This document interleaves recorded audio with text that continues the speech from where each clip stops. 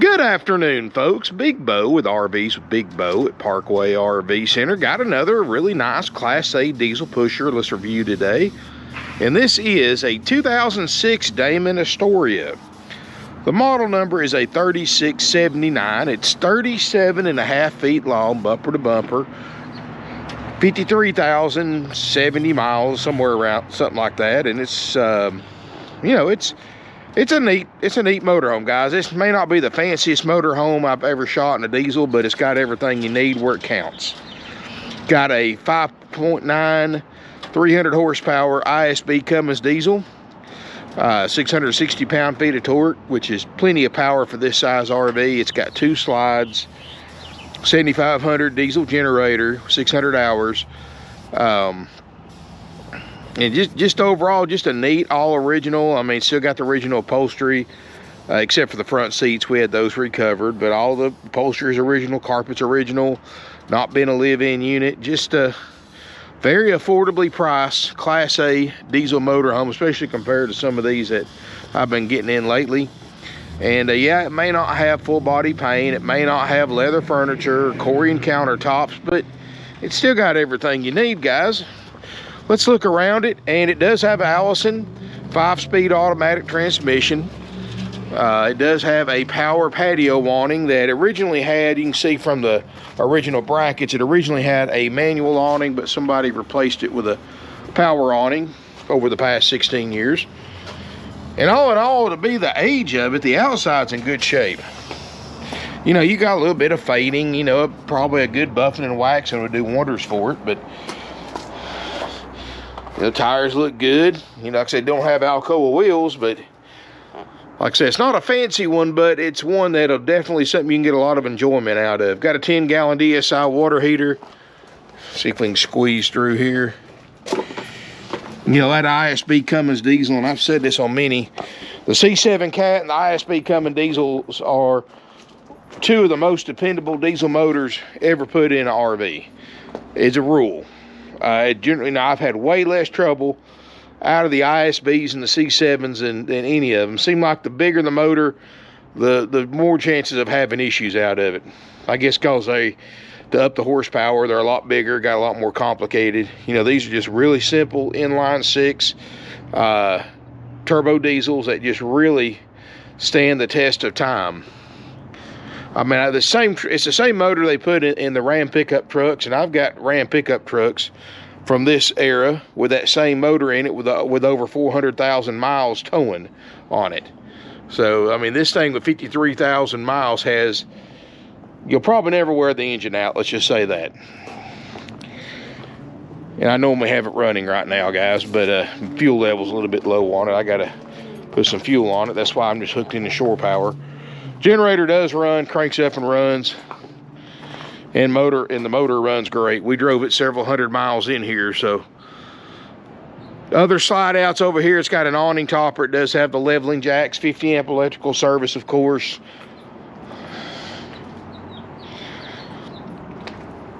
Just a neat looking old Damon, guys. And it's priced way under, you know, it's priced way under book. I mean, you can look it up if you want to, but I've got it for $54,900, and that's thousands underneath what I should be selling it for, at least according to NADA. And it's clean. That's what I like about it. You know, a lot of these things you look at, people have lived in them, they're worn out, people painted walls and cabinets and not done the best job in the world and put house furniture in it. Or this one, it's just a neat looking all original RV, guys. This is how I like to buy them myself personally, except for the front seats, which have been recovered. You know, they were, I guess because the front end was exposed to the sun, they were a little bit crusty, had some flaking issues. But you don't have to worry about that now, but the rest of the upholstery is cloth, so it didn't have a problem. Got the air ride. It is a raised rail Freightliner chassis. Air suspension. Backup camera works great. Windshield looks good.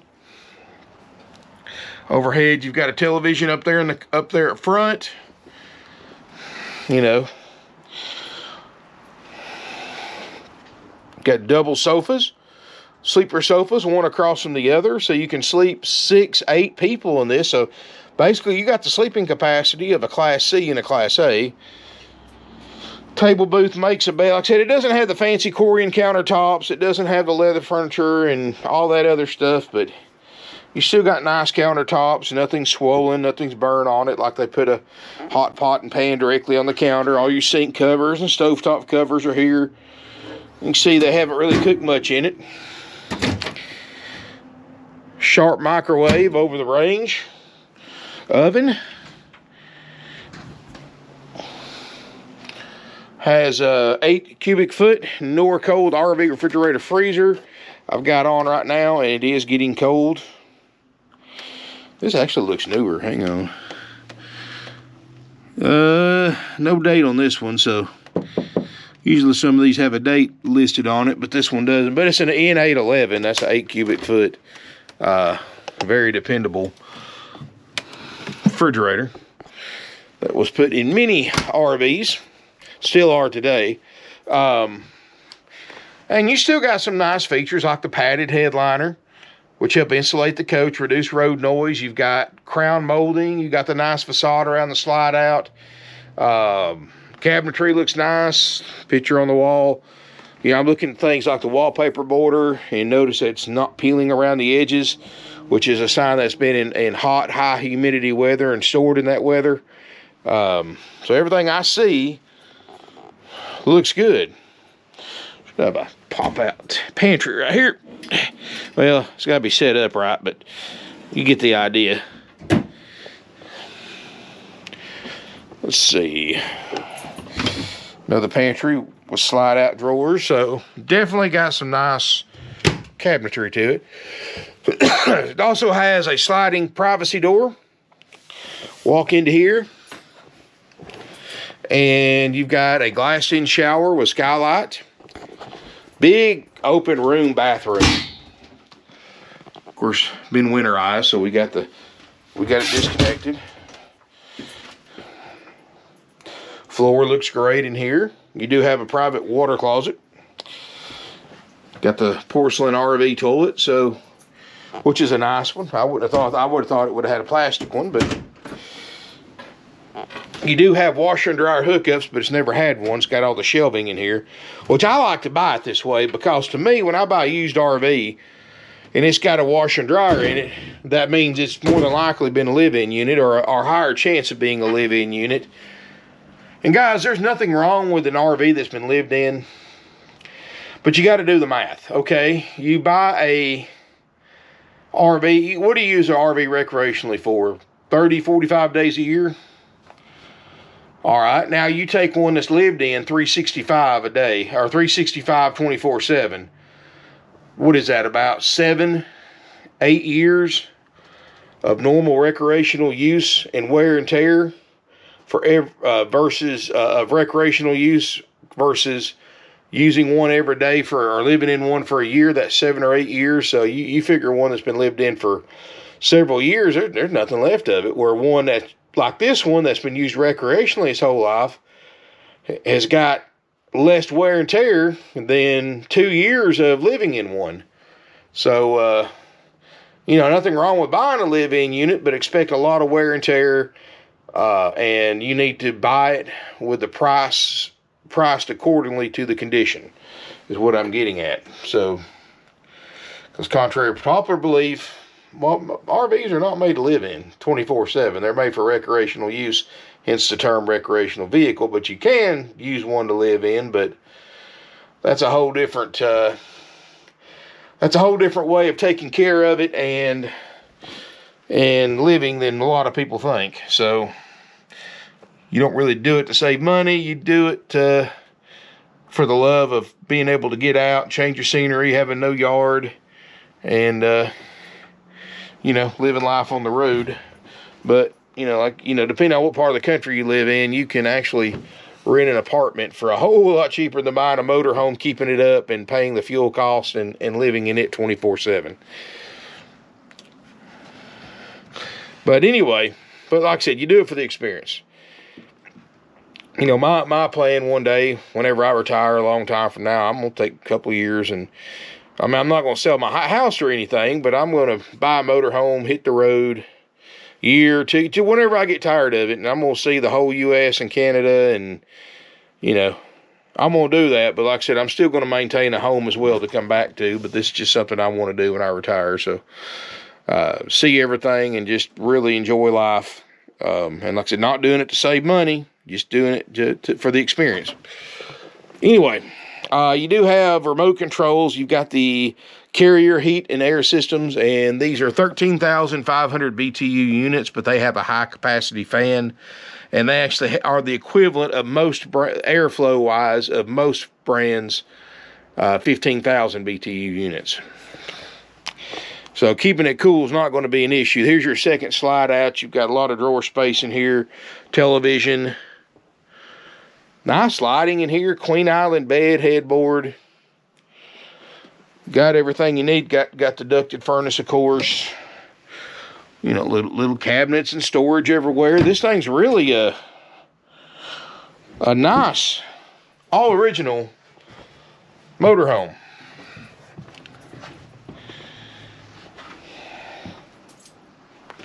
And these are nice, thick, comfortable sofas too. I don't know if you can tell that from the cushions, but, and obviously if this had been a living unit, these couches would be wore out and flattened down, but I like it, guys. Like I said, I know it's not the fanciest one I've ever filmed, but it'll get the job done, save you some money as far as compared to like a nicer brand like a Newmar or Tiffin that cost you 15, 20, 30 grand more. It's 54.9, haggle-free firm, and like all of our units, that's us guaranteeing the slide outs to work. We guarantee the generator to run and put out like it's supposed to. We guarantee the refrigerator and freezer to get to operating temperature for that price. We guarantee both roof air conditioners and the steps to work for that price. Everything else sold as is. If it works, it works. If it doesn't, it doesn't. That's why it's priced for what it is. You're welcome to come up, do your own inspection on this RV, but keep in mind, or hire somebody like a third-party inspection service to do it for you if you don't feel comfortable. And keep in mind, guys, that anything else besides those systems that I mentioned, if it works, it works. If it doesn't, it doesn't. If you find that it doesn't work, it's up to you to fix it or not fix it, or buy it or not buy it based on what you find. I mean, every used RV you buy, even with a full checkout, there's going to be things you're going to have to work on. That's just part of owning one, part of buying one. I know that's not something you're used to RV salespeople telling you, but that is the 100% truth. Even brand new ones you have to work on. You just have a warranty for the first year for your major stuff, but with a new one, you know, you don't want to take it and let it sit in a dealer service yard for weeks or months waiting on parts and a warranty authorization for something you can fix yourself for couple $100 in parts and a couple hours labor. I mean, I wouldn't. I mean, a lot of people would, I guess, but I wouldn't. I just fix it myself and go on with it and just save that warranty for when it's something really, really bad or something really expensive to repair on new ones. And of course, used ones, guys, are sold as is, but look at the price difference. I mean, you look at a double slide Class A diesel today, you know, you're going to spend minimum 200 grand. This will do everything that brand new one will do for 1/4 the price and no fees. You know, you go to these other RV dealerships, they don't tell you about all the after sales fees, even though they're legally supposed to in their ads. They don't tell you about the dock fees and prep fees and freight fees and or destination fees. They don't tell you about all that stuff, guys. They charge on every single unit they sell. Happy camper fees, franchise fees, you know, dock and everything else. Guys, we have no fees. We don't believe in them, never have, never will. You know, we've been in business 54 years and we've never charged a fee during that time besides what the state makes us charge. And you do have to pay applicable sales tax, and depends on what state you live in, how you're paying for it will determine whether you pay sales tax to us or sales tax at your local DMV office when you tag and title it. You never, and a lot of people have this misinformation about this, you never pay sales tax twice. You pay, you know, if you're out of state, you pay your state sales tax rate. If you don't live in Georgia, you pay your state sales tax rate. In certain situations, we have to collect it for that state and submit it to your state on your behalf, but you never pay. If you're from out of state, you never pay Georgia tax. Let's just say that. So you never have to worry about paying sales tax twice, simply because you're buying from out of state. And a lot of people think that. I don't know why. I see it on Facebook all the time. I don't know what state in the union is going to charge sales tax twice for an out-of-state buyer. I don't get it. But and then we have to charge applicable sales tax, and we also have to charge a $100 highway impact fee and a $40 to $50 tag and title fee to Georgia residents only. Of course, everybody in Georgia, like myself, knows that. But out of state, you don't pay that, of course. And if you got any questions about the price, it is a haggle-free firm price. Give us a call. Let us know. One of my salespeople be glad to clarify anything or answer your questions, or if you want to buy it or you got technical questions about it. First thing before you call, go to my website, parkwayrvcenter.com. I'll have pictures. I'll have all the technical information you could ever want, measurements, tank sizes. I'll have a link to a factory sales brochure. This video, of course, will be on there. I'll have applications for credit. If you want to check into financing, I do have financing with approved credit and down payment. And I'll even have a trade-in appraisal form. But keep in mind, guys, if your unit's more than a few years old, you'll probably have to send additional pictures too. So after you submit a trade-in appraisal form, call, get a salesperson, and let them look it over while you're on the phone, and they can tell you where to send the pictures to, as far as email or a phone number. And we'll do our best to get you an appraisal. Of course, keep in mind, guys, we'll do our best to put a appraisal, but if it's something older or something like that, we can't really guarantee that amount until we see it in person. And just the same way, guys, just the same way you'd want to come see this unit in person before buying it. I mean, we're the same way. And I'm going to give you a tip. Especially if you've got a trade-in, especially if you don't live that far off, and you don't drive it, and you want an appraisal, but you didn't drive it down here, that's kind of a red flag for the appraiser. Because then they're going to think, well, something's wrong with it. Things like that. It'd be like me having you come here and the RV not being here. But you can buy it sight unseen, but I'm expecting you to buy it sight unseen when I don't even have the unit here. It'd be the same concept. So please keep that in mind, guys. If you can drive it down, you'll get the best trade-in when we can see it in person over just a guesstimate online. Let's just put it that way. Especially if I'm going to give you a tip, guys. Bring your unit in clean with your stuff out of it like you've got it up for sale. Leave enough gas in it so that we can crank the generator. Have the refrigerator cold when you bring it in, so we don't have to worry about the refrigerator if it works or not, because we can see it. I know that's a little bit aggravation, but that'll get you the most trade-in value for your trade-in when you do that. The closer you can bring it in to the condition that we can just throw a price on it, put it on the lot and sell it, the more you're going to get for it. Now, if you bring it in that needs a lot of repairs, no gas in it, so we can't even see if the generator works, well, if we can't crank a generator, we're going to appraise it like it doesn't work. Let's just put it, even if it's low on gas. That just covers our rear end. So, like I said, guys, just certain things with a trade-in, if you want the most money, bring it in the best condition that you possibly can. I'm not saying you have to wash it and detail it, but at least have the interior, because we do that anyway. We're not worried about that. But at least have your stuff out of it, have the inside clean, fuel, fridge on, all that good, batteries charged, all that good stuff. That goes a long way on an appraiser. And that's not just us, that's anywhere you go. Anyway, 54.9 while it lasts. If you're interested in this Damon Astoria 3679, give us a call. Please call before coming to look to verify it's available. 706-965-7929. And if you're coming a long distance, you might want to consider leaving a deposit on it. Thank y'all again for watching. I appreciate it. And give me a thumbs up if you liked it. Feel free to comment, share on social media, subscribe to my YouTube channel. Feel free to, if you're on Facebook, go to my Facebook page, RV's a Big Bow. You can actually message me there. I don't really, I'm not in sales, but I can give you advice, maybe answer some questions. I just can't sell you anything. So if you want to buy it, or you have basically a sales question, best thing to do is, either if you can't stop by, is call 706-965-7929 during business hours. Let me know what you think about it in the comments, guys. Ain't this just a neat looking, all original Damon Astoria? I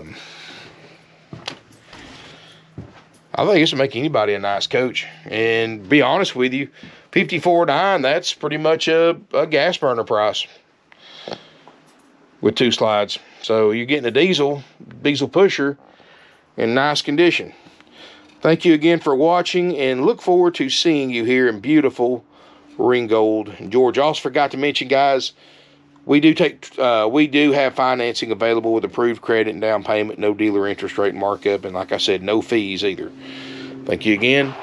And delivery, $1.50 a mile one way, nationwide delivery. And with the fuel prices, that is an absolute bargain. And we don't even charge for the return trip to get my driver back home. That's one way. Thank you again. See you soon.